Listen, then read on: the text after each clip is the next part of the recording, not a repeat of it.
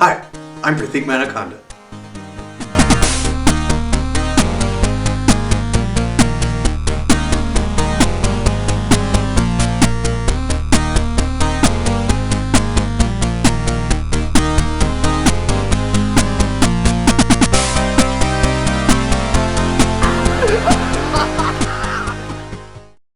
Now, Leahy is very disciplined with his sobriety in this season. You love to see it. It's sad to see him take an unfaithful turn when he was being so loyal towards Ricky, Julian, and Bubbles up until around episode 7. With the previous season arcs of the show, the humor typically lies in their plans not working out. I love the way there's always an end of season reflection where the characters talking about what they're doing, where they're going. It's effortless humor, and there's no side interviews in this episode. Jacob does this thing where he's emulating Julian's every move. He's dressing like him. Bubbles and Ricky find it so crazy, it's hilarious. Cool to see Ray doing a favor for Leahy and having to fight his son over a rig for the all-around community. I just love seeing the characters thinking they've matured when faced with the problem, that they tackle with such elegance and enthusiasm, such a nice sense of family. Had a few drinks, might have saw a few things.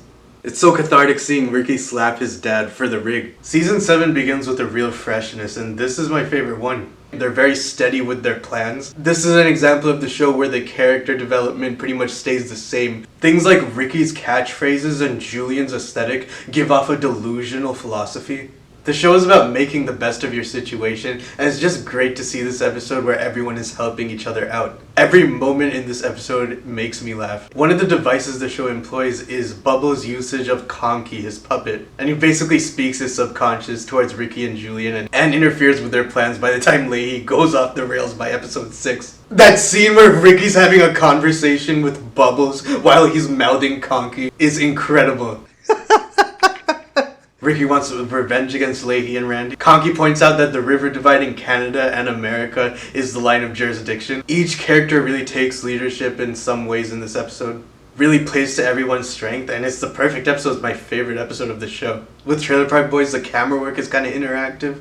Bubbles being the moral compass. But they do a great job with the season arcs, like making honey oil look absolutely delicious. These episodes really emulate that feeling of ordering 7.5 grams of weed or more at once. Now let's talk about Teddy Perkins. In this episode of Atlanta, Darius goes to buy a piano, goes to this man's Teddy Perkins house. He says he doesn't like what's become of the state of music today. It does a great job with the unsettling, looming atmosphere, and the all-encompassing spectrum of ideas that feel engaging. It has that film grain look. I like how Act 3 kind of reminded me of how the movie Enemy looks with the yellow lighting. Alfred compares the stalling of the piano with trying to buy weed.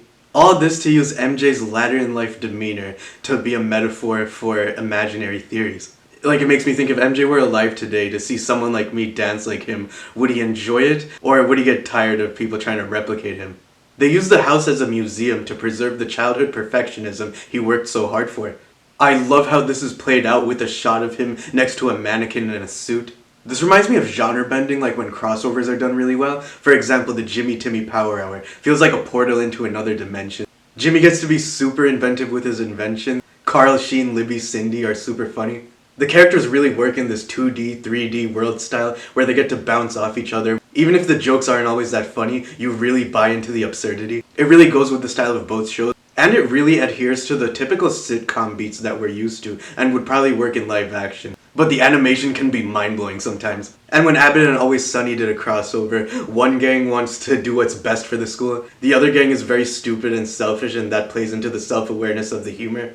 You still find a way to root for these characters, because they still maintain qualities that we can root for, like teaching Charlie how to read.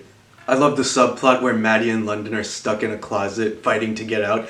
Pure televisual amazingness. I mean, a lot of times London straight up insults Maddie and it's played for laughs, as if Maddie doesn't fit well within social groups. And while Cody continues to make education and fun facts all a part of his personality, Zach is still stuck in his rebellious ways. So seeing episode moments where Zach and Cody kind of have to switch roles, kind of have to play aspects of each other, it feels kind of off, because they both kind of represent opposite ends of a divided self. It has a cheerful exterior, but there's a real sophistication and bluntness to the dialogue sometimes. Knowing that they have the power to make you laugh while exploring serious moments with the main and side characters. What's most on their mind. Like the one where Logan is tutoring Zoe in science, Chase thinks that they're dating, and the double entendres in that episode are pretty funny. The one where Michael tries to make Quinn laugh, Curse of PCA, Alone at PCA. I used to enjoy them, but now I hesitate to talk about this show because I just don't like it as much as the other Nickelodeon shows I've talked about. Like when they have to make a commercial for class and everything goes wrong with the filming, but right before class, Zoe takes a moment and re-examines the editing and ends up winning the best in the class because it's avant-garde and out of the box. The timing of the jokes also makes me laugh because it's a similar catharsis, like watching Walt and Jesse's back and forth in an episode like 4 Days Out. Darius is pretty smooth but kind of douchey sometimes with his philosophies. Reminds me of how shows try to make role models with their format.